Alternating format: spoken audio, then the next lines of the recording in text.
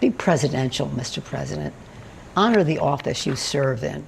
Don't be so deranged and political as to how you make decisions. They're calling her Nancy the Nipper, and after this interview, the name fits better than ever. What was billed as a routine check-in with CNN's Dana Bash instantly turned into a highlight reel of high-tension defensive answers and one headline-grabbing phrase. Just 30 seconds in, when pressed about the standoff over another looming government shutdown, Nancy Pelosi delivered a line nobody saw coming. "We cannot disarm unilaterally." There it was, right out in the open, and for a moment, even Bash seemed to lose her place. Was Pelosi talking about legislative tactics, or was she firing a warning shot at rivals on live television? The cameras caught the strange smile as she said it, and almost immediately the clip began to ricochet across every major network and news app. Nobody, not Dana, not the panel, not the digital producers desperately searching for context, seemed to know exactly what Pelosi meant, and that confusion is exactly what set the rumor mill ablaze. The government was opened, and then the Republicans closed it because they did not want to extend health care subsidies.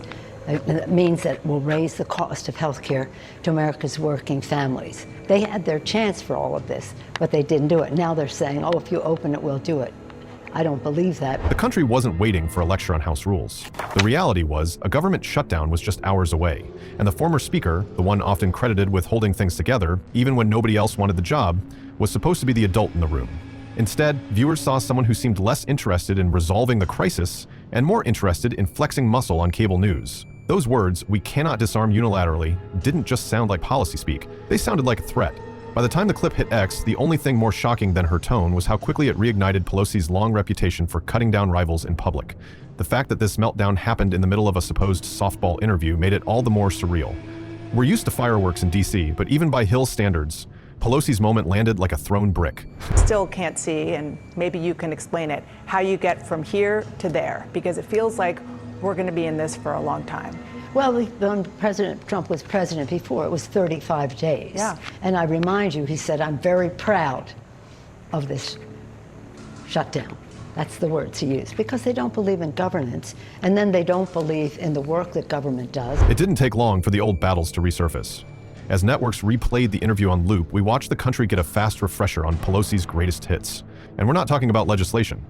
Go back to October 2019, the White House Cabinet Room. A standoff with Trump over Syria, generals and lawmakers lining the table, and there was Pelosi standing up, finger aimed at the president. Trump, looking as rattled as he ever did on camera, would later post that photo himself with the caption, "Nervous Nancy's meltdown." But inside the Beltway, no one believed he'd actually won that encounter. Even his own advisors were whispering that Pelosi had total assassin energy, and if that sounds like an exaggeration, just look at how fast she turned that so-called meltdown image into her social media profile photo. It was the digital equivalent of carving her initials in the Resolute desk. But it wasn't just that moment. Jump ahead to February 2020, Trump's State of the Union address. There's Pelosi, in suffragist white, perched directly behind the president. He finishes his speech and she tears it up in full view of the nation, page by page. Instantly, the narrative splits. Trump world calls it a disgrace, Democrats treat it like performance art. And Pelosi herself, she calls the speech a manifesto of lies. At that point, the speaker isn't just making news, she's making memes, weaponizing the internet and putting her stamp on political theater. We've seen these kinds of stunts before, but rarely do they echo the way Pelosi's do. From the cabinet room to Congress, Nancy the Nipper always leaves her mark, and usually some blood in the water. But I don't buy it, but there's clarity here. It's no use confusing the issue with, oh, they might have and would have and should have and all that. No, they're giving a tax cut to the rich, $4 trillion tax cut to the rich at the expense of food in the mouths of babies, health care for families. Meanwhile, the speculation machine is running hot. It's not just us out here watching these meltdowns and zingers and wondering if they're spontaneous. According to insiders close to the DC leadership, the sort of people who traffic in private lunches and off-the-record briefings, there's a growing belief that every outburst is, in fact, a rehearsal. One former staffer who survived 2 shutdown fights with Pelosi says she scripts her sharpest lines days in advance, then delivers them as if she's been ambushed. That way, even if she looks rattled, she's still directing the chaos. It's all about keeping the narrative in her hands. Or more specifically, out of Trump's. That strategy, if you believe those in the know, is less about actually winning the issue of the day and more about ensuring the next viral clip belongs to her. Of course, the official story from Pelosi world is that she's just fighting for the people, but for everyone who's watched her over the years, the pattern is hard to ignore. Then we hit the present day, and the next move is almost as mysterious as her quotes. It's not a speech or a viral soundbite this time, but an absence that has DC talking. As Trump prepares for his 2025 inauguration, Pelosi's office confirms what almost no one expected. She won't be there. No explanation, no spin, just a cold on-the-record statement that she's skipping the most-watched handoff of power in the world. For someone who's made a point of attending every inauguration since John F. Kennedy, 11 straight, if you're counting, this isn't just a schedule conflict, it's a calculated retreat. Critics on both sides are already drawing their own conclusions. According to Hill insiders, this isn't a protest at all, but pure strategy. They say Pelosi knows Trump lives for a photo, especially the kind with his adversaries in the background, forced to smile for history. By refusing to give him that image, she's pulling off the ultimate non-endorsement. No handshake, no camera time, just a blank space where the opposition should be. The point is, Democrats who created Social Security, Medicare, Medicaid, the Affordable Care Act, all of that, are now being asked, reject that so we can give a tax cut to the rich. We're not doing it. And it isn't a question of, well, let's come back together so we can discuss it. That isn't going to happen. They had that chance. Now they just have to open government. It gets even more layered when we consider the public record. Pelosi's history with inaugurations is as old as modern DC. She sat behind presidents she couldn't stand, clapped politely for policies she vowed to block, and managed to look both gracious and defiant at the same time. But the Trump years were different. After 2016, any illusion of mutual respect evaporated. We saw the shouting matches in the Oval Office, the finger-pointing, the infamous do-nothing Democrats, a taunt and a feud that practically became a TV series. Now, with the country polarized and the stakes even higher, skipping the inauguration isn't just about one day. It's about denying her nemesis a win for the cameras and signaling to anyone who's paying attention that this fight isn't even close to over. Here's the thing. The reason that the government is shut down is because the Republicans have insisted on taking down the subsidies, also Medicare, Medicaid, all of that, food for children, hundreds of billions of dollars for SNAP, to give a tax cut to the wealthiest people and the wealthiest corporations. Of course, no Pelosi controversy would be complete without the money question. Enter Paul Pelosi, Wall Street, and a parade of headlines. As recently as January, outlets from Bloomberg to the Post were digging into the Pelosi's 9-figure fortune, reporting that her husband's trades had outperformed the S&P 500 by nearly double in 2024. There's the Tempest AI deal, the Microsoft sell-off just before a major antitrust probe, and the NVI-DIA trades that always seem to land on the right side of the headlines. The numbers are public, but the explanations are always murky. Trump, for his part, isn't letting the story fade. His posts on Truth Social hit hard, calling Pelosi and her very interesting husband average minds, who somehow beat every hedge fund in the country. He says it's all inside information. Her spokesperson in response sticks to the line that Nancy doesn't own stocks and has no involvement in any trades. But for skeptics, the pattern of uncanny timing is a little too good to believe.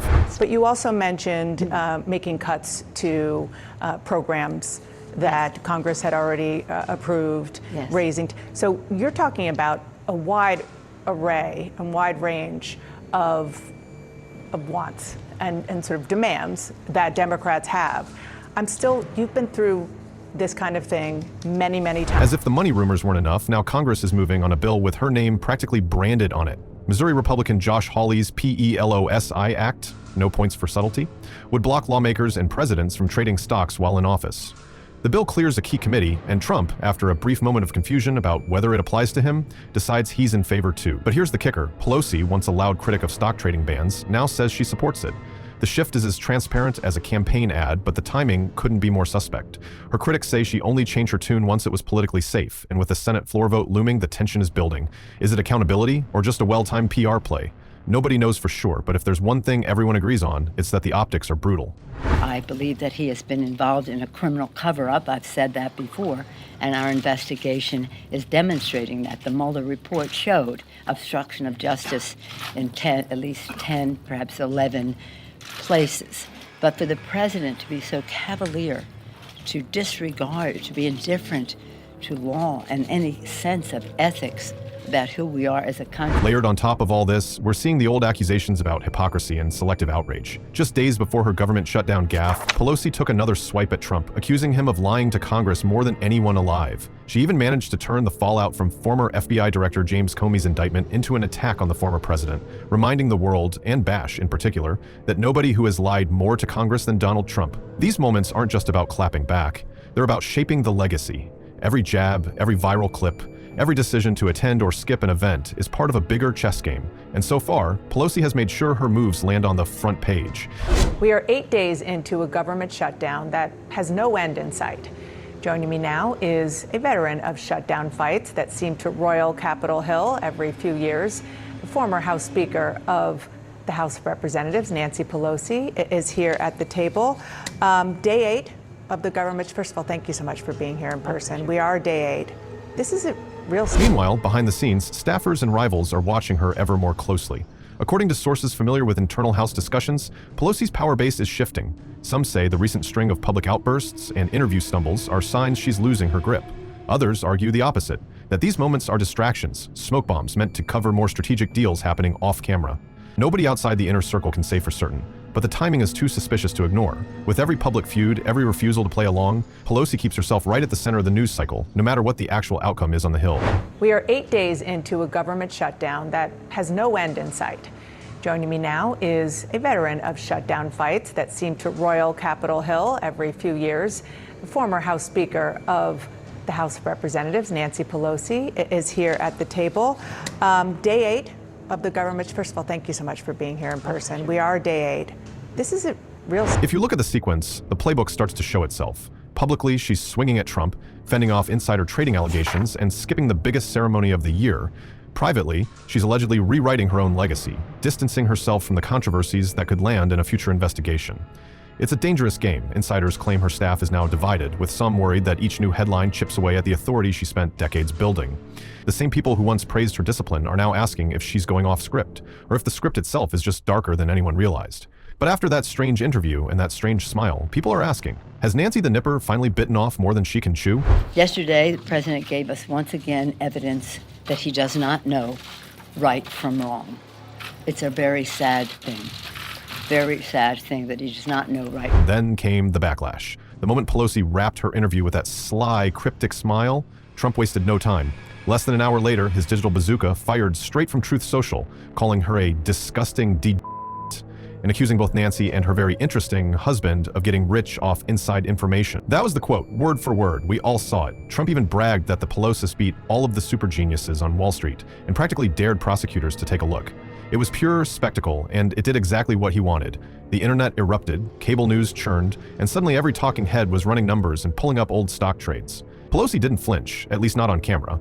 On CNN, she waved it away, calling the accusation ridiculous, and reminded everyone, yet again, that she owns no stocks and knows nothing about Paul's trades. But the numbers don't lie, and this time even her own party looked uncomfortable. According to Quiver, Quantitative, and Bloomberg, Paul Pelosi's portfolio outperformed the S&P 500 by nearly double last year, a cool 54% return in a year when most professional hedge funds barely broke even. That's not just good luck. The family's net worth, well north of $263 million, putting her in the top 4 in all of Congress. Nobody's claiming those numbers are illegal, but we can't ignore the optics. Year after year, the timing just looks suspicious. And for someone hammered with accusations of insider trading, Pelosi's quick laughter sounded less like denial and more like a well-practiced deflection. Even Democrats who once circled the wagons are now hedging, and the public is starting to connect the dots between political privilege and well-timed trades. You don't expect us to say, okay, we'll agree to your giving a tax cut to the richest people in America and increasing the cost of health care to open government. It's going to be up to them. They shut down government, and they're going to have to open up government.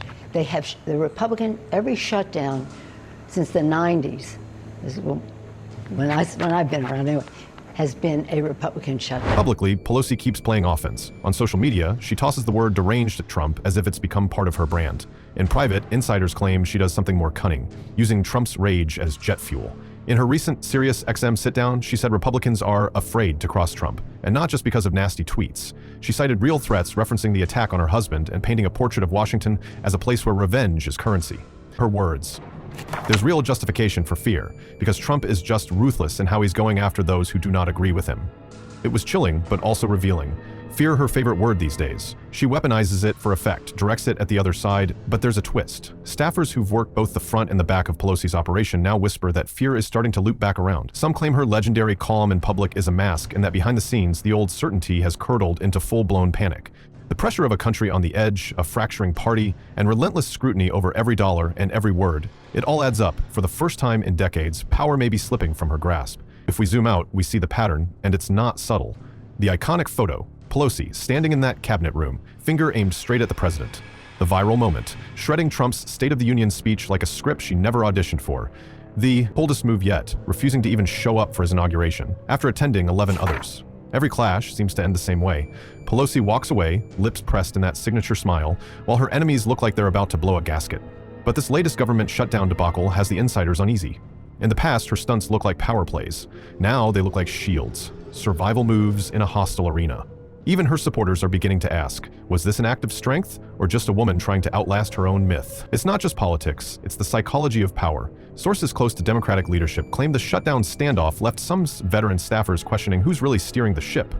Pelosi's on-air performance with Dana Bash, vague threats, the famous smile that we cannot disarm unilaterally, left people wondering if the old playbook still works in a DC remade by Trump's chaos and digital mobs. Meanwhile, more junior aides have started leaking tales of late-night strategy sessions in a climate of suspicion that didn't exist 5 years ago. Rumors are swirling that the Speaker Emerita's inner circle is shrinking, trust is evaporating, and that every appearance now doubles as damage control. We're watching a power broker famous for never showing fear, now surrounded by it on all sides. An option for Democrats that you would consider of a narrow impeachment proceeding against President Trump about the issues you just raised, obstruction of Congress? Let me just say that right now we have our committees doing the investigation. Since you mentioned 1974, at that time, Congress took months to build a case. They did investigation. This is the Washington cycle at its most ruthless. 1 minute, Pelosi's finger is in Trump's face. The next, the headlines turn the spotlight on her own family's fortune and the possible legal minefield beneath it. As the Senate edges toward a vote on the Pelosi Act, her name, forever linked, no matter how she spins it, critics are circling. The same day the bill advanced, her public calendar showed a string of closed-door meetings. No details, just more speculation. Some on the Hill wonder if she's gaming out her next big move, or if she's prepping for the day someone in her own party decides it's safer to let her twist in the wind. But we can't ignore how fast the story is evolving. Every revelation seems to spark new leaks, new anonymous tips, and a fresh batch of insiders eager to share what they've seen. And yet, through all the noise, one thing keeps coming up: the calculation. Pelosi's power was always about control, of her caucus, of the news cycle, of her own legend. But this year, the control looks frayed. The louder she mocks Trump, the more we notice the silence about her own controversy. The more she warns about fear, the more Capitol staffers suggest that she's feeling it herself. When a leader who once seemed untouchable starts skipping historic moments and laughing off serious allegations, it's no wonder the whispers are turning into open doubts. So now, with the government teetering, rumors flying, and the cameras locked on her every blink, the old question hangs in the air. Does Nancy the Nipper still have her edge? Or is she just baring her teeth while the walls close in? Power in Washington doesn't just vanish. It's bled out, slowly, through rumor and scandal, through 1,000 little cuts that don't look fatal until it's too late. Pelosi built her reputation on being the smartest, the sharpest, the one who never blinks. But if fear really is her weapon, what happens when she's the one who starts bleeding? Now it's your turn. Has Nancy the Nipper finally lost her bite, or is she about to pull off her most ruthless comeback yet? Let us know what you think in the comments. We're reading every wild theory and hot take. If you want more political drama and backstage chaos, hit that subscribe. Until next time, keep your guard up. In DC, nobody's safe from the next scandal.